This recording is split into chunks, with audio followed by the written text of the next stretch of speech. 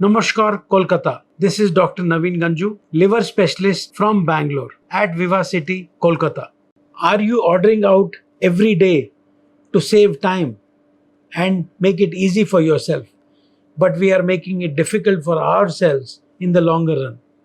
It makes our lifespan short because this fatty liver predominantly is happening in those people who drink alcohol frequently, eat food outside, which is unhygienic food, and obesity and diabetes. So, these are the risk factors for people who have fatty liver.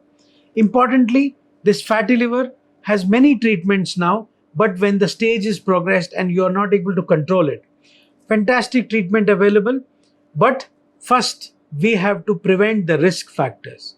Then, if you are not able to treat it, we go to the medications which are available, injections to lose weight.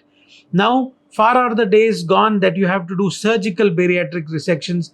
Not everybody needs it because now we have medical injections and treatments which can help you lose weight and then eventually control your fatty liver. But lifestyle is the key.